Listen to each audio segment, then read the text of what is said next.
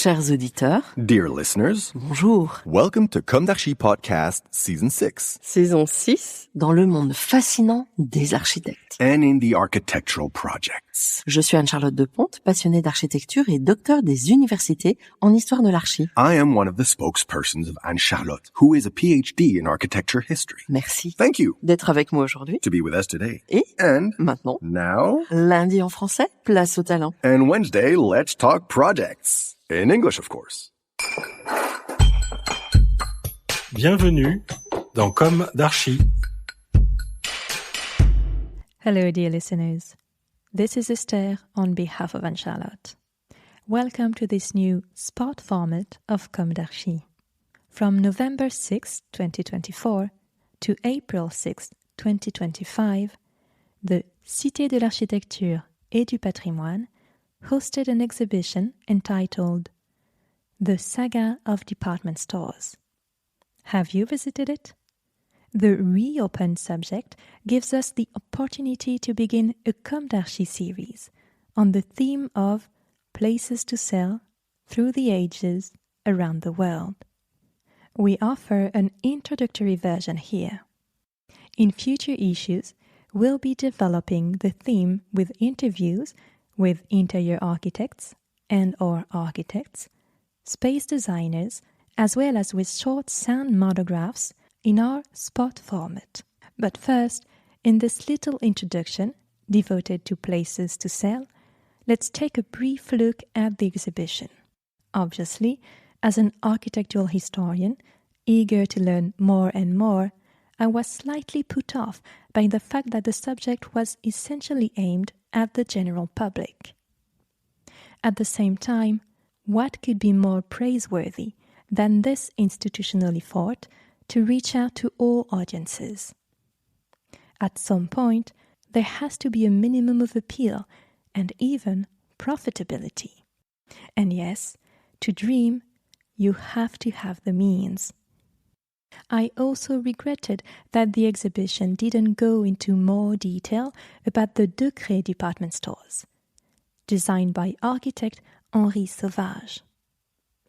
Apart from the beautiful illuminated model shown to the public. Emerence Dubas, now a screenwriter and film director, studied the subject under our late professor Gérard Monnier. In fact, I made the most of my network in Nantes to help her with her research. Her serious work deserved a place here. But did the exhibition's protagonists know this? And where do we stand today in the transmission of this memory?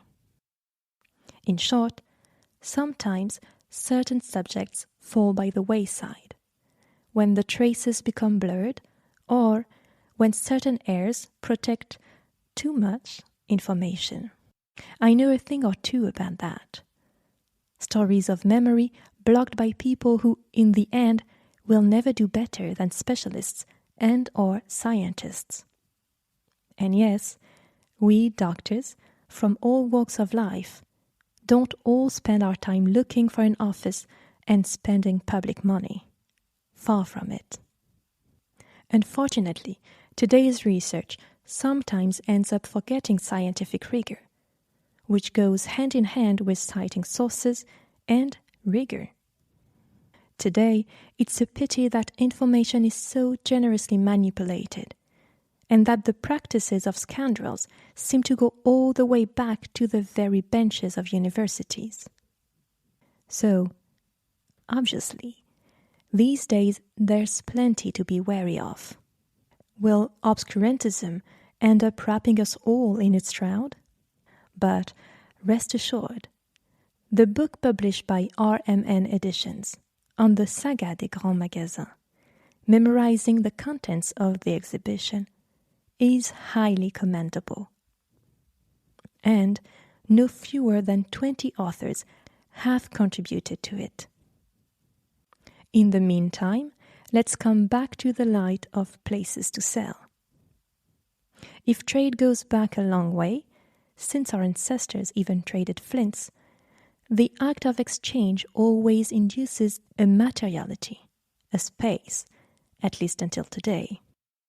ancient Roman roads paved the way for the great champagne fairs of the Middle Ages here in France, while Italian benches laid the foundations for contemporary banking. For yes, the Middle Ages also had their golden age of commerce, contrary to some of the nonsense that can be read on the web. Let's revive this material memory before our world lurches towards total immateriality and loses its humanity. Of course, I pray that won't happen. Let's keep on telling and transmitting. The saga, yes, the saga of the cathedrals of commerce, as described by Julien Bargeton, president of the Cité de l'Architecture, on page 9 of the catalogue, and I quote, "If, like Zola, we were to compare department stores to religious edifices, we'd call them cathedrals of commerce. Their architecture, often grandiose and inspired by the most varied styles, bears witness to a desire to seduce and amaze the customer. Vertiginous domes, majestic staircases, facades adorned with sculptures and mosaics. Every detail is designed to create a unique and memorable experience." End of quote. So much for experiential retailing. Have today's specialist designers really invented new models?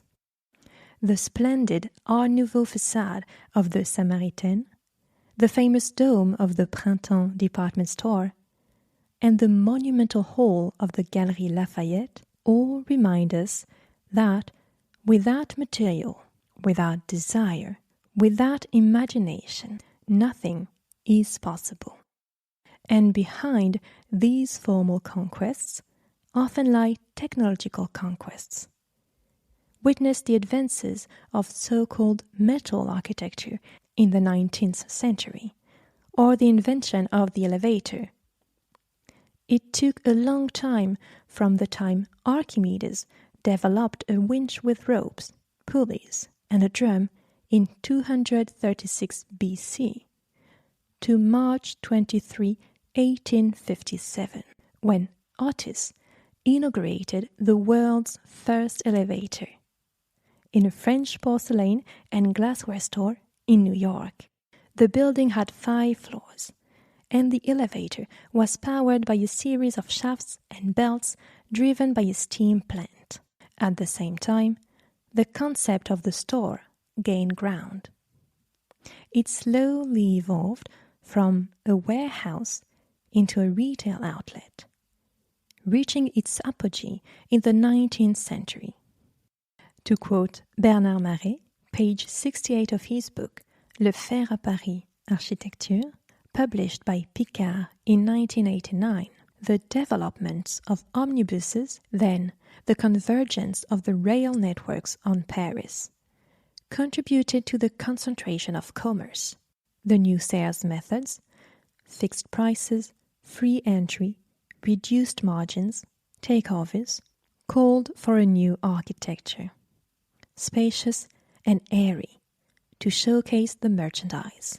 Zenithal lighting made it possible to occupy the interior of the blocks. Cast iron reduced the clutter of pillars. Glass provided light. Begun under the Restoration, concentration increased during the Second Empire, but it was really under the Third Republic that some shoppers went from being ordinary to invading the entire block, or even several blocks, in monuments where everything was done to seduce. End of quote. Of course, the influence of the United States on this point was not negligible, nor was the formulation of the Grands Magasins ecosystem by the Boucicaut family in France. What should we learn from this? For my part, I think that before we try to reinvent everything, we need to pay attention to all the riches that have been handed down to us over the ages. At the very least, we need to be aware of it. It seems to me that we are too very pretentious. What do you think?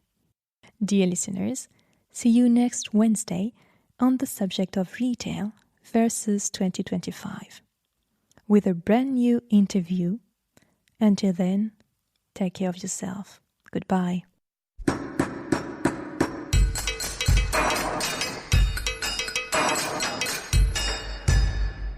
Thank you for listening. And thanks to the sound engineer who was collaborating with us today. Don't forget to tune in to our previews on Instagram at Comme d'Archi Podcast. If you enjoy this podcast, don't hesitate to promote it by giving it 5 stars and a little comment on Apple Podcast or on your favorite podcast platform. And above all, subscribe to listen to all of our episodes for free. See you soon, and until then, take care of yourself.